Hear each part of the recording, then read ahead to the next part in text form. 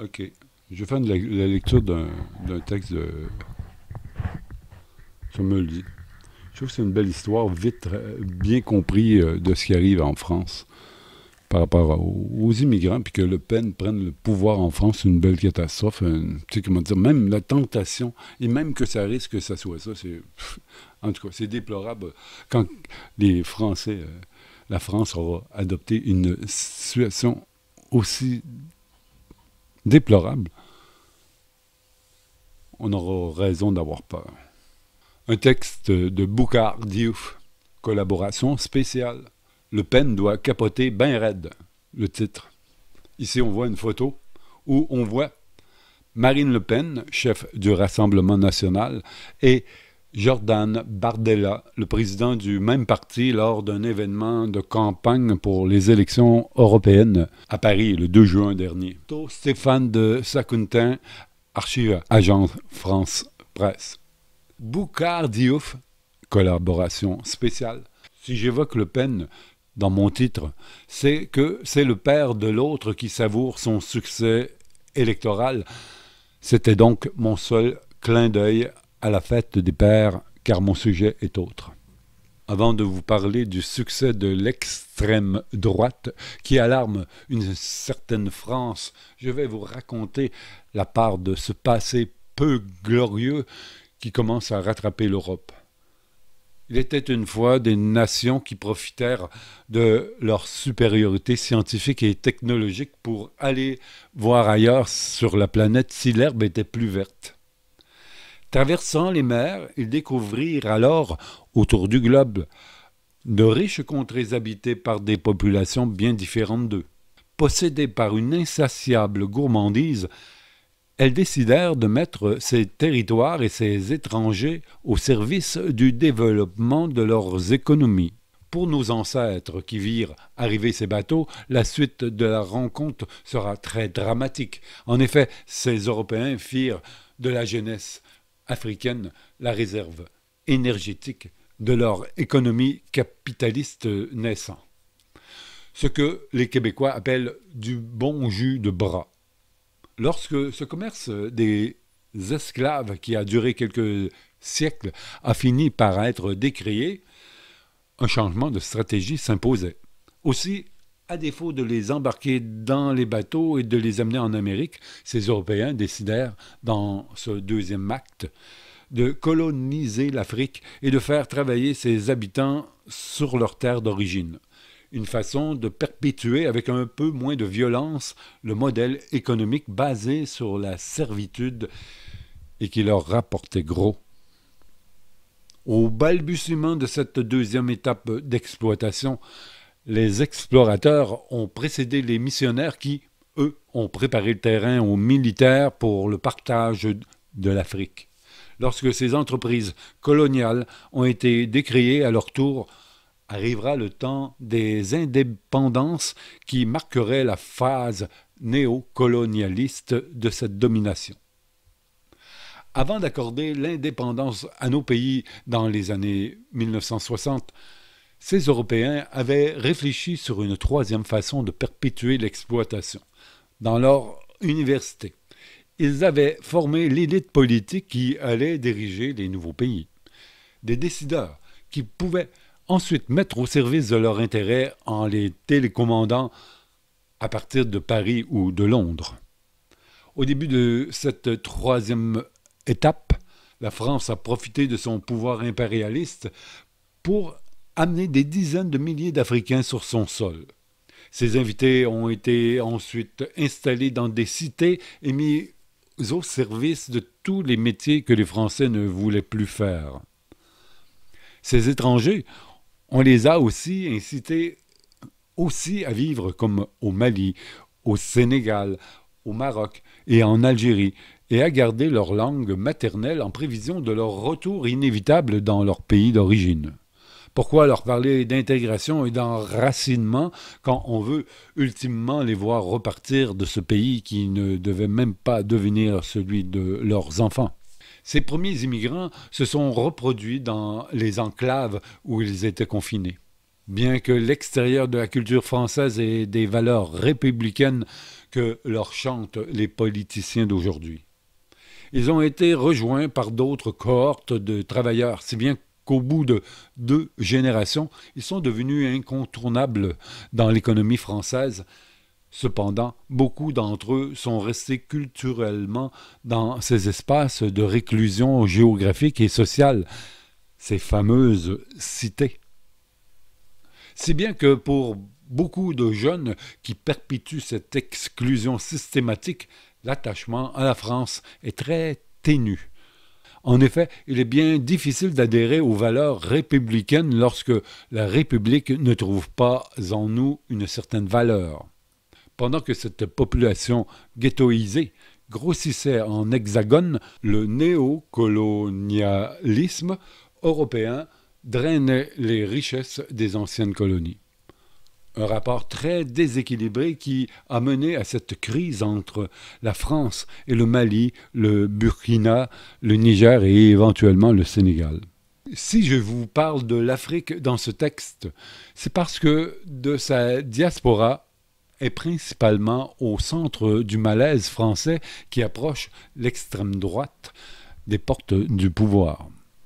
Mais je me demande comment les projets xénophobes des Bardella, Le Pen et Zemmour seront accueillis par les Africains qui en sont les cibles premières.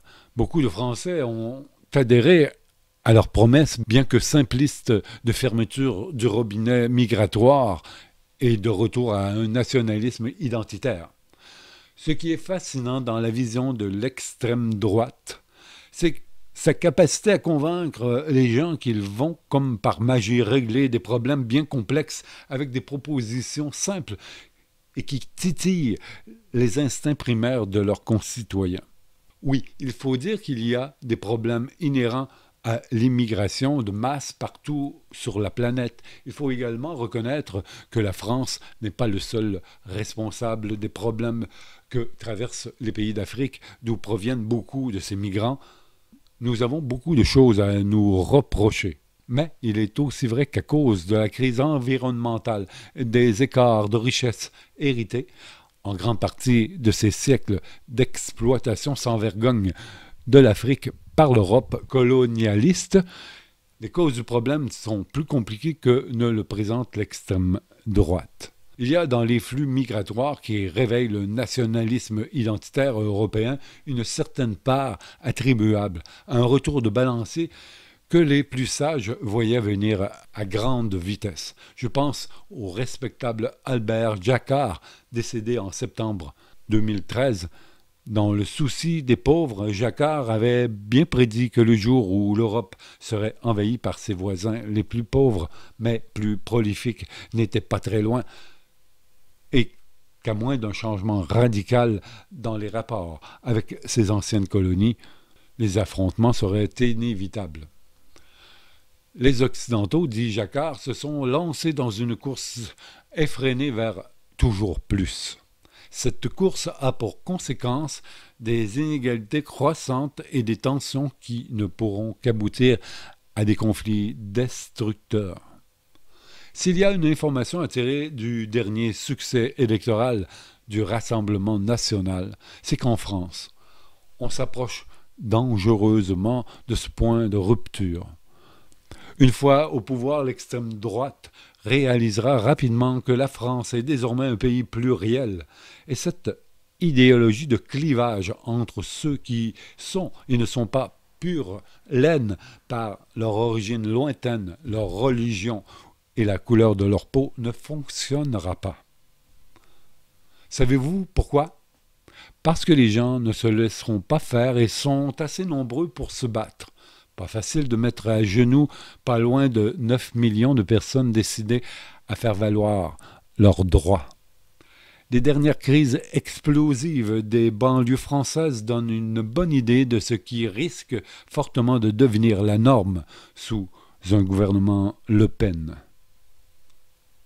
Advenant son ascension au pouvoir, les Français réaliseront rapidement, pour paraphraser Einstein, que la théorie, c'est parfois quand on sait tout, mais que rien ne fonctionne.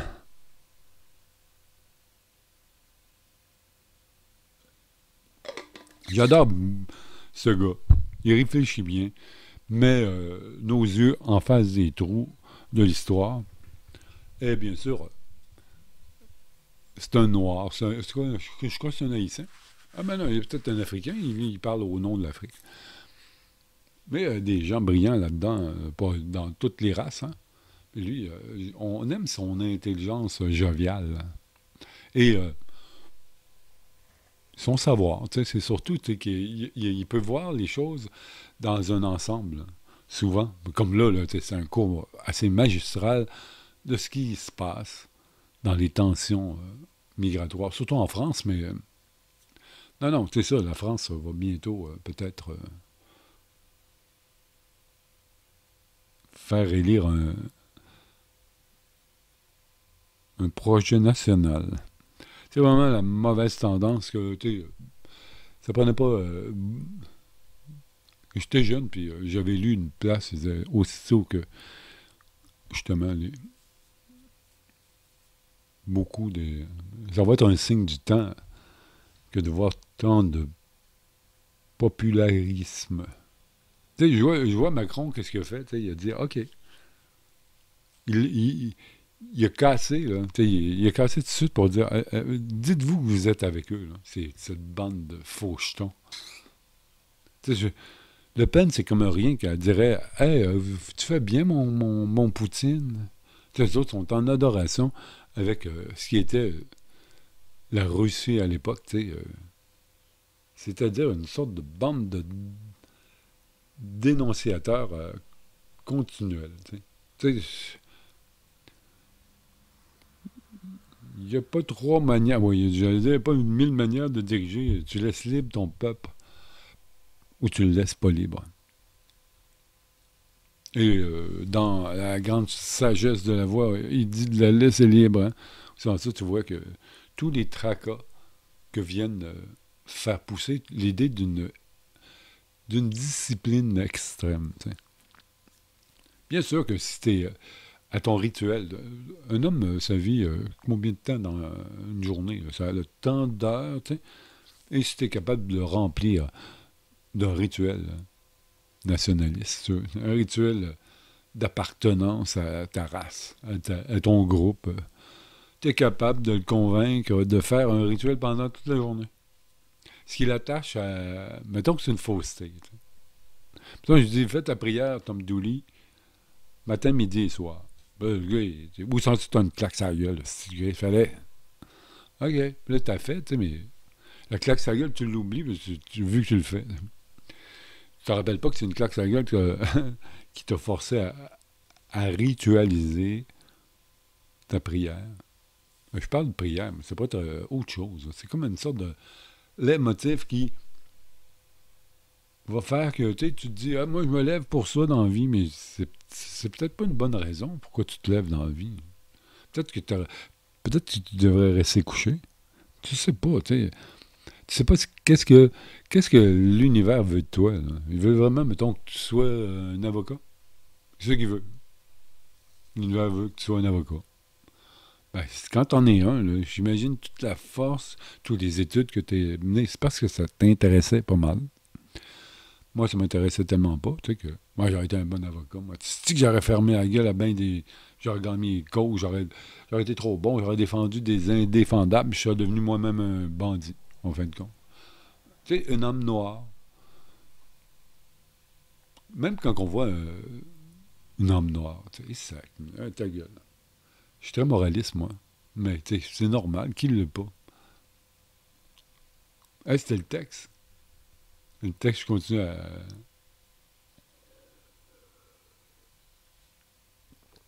La discipline voudrait que je fasse ce texte, clair et net, sans bafouillage, et que voilà, tu sais. Mais il peut y avoir l'autre, que je l'ai lu là, informellement, comme ça. On parle de chat et de choses, de chien et de chat, et chat-ci et chat-là. Hey, ma chaise, hein, comme je dis, c'est pas pro, c'est une chaise qui craque. Donc, à chaque fois, il m'aperçoit que je suis pas pro. Je suis pas pro. M'en fous d'être pas pro. Là, Là, hein, mon son, là, c'est le maximum. Là. C'est de baisse. Ça touche pas au rouge. Je suis très à côté de la boule, tu sais. Je suis à l'aise. Hein. Là, je suis assis d'une certaine manière très droit. Tu sais. Regarde, ça, c'est un petit bruit. Là. Ce bruit-là, c'est... ma chaise est brisée, tu sais. J'ai des accoudoirs, mais j'en ai enlevé un pour pouvoir jouer de la guitare sans l'accrocher.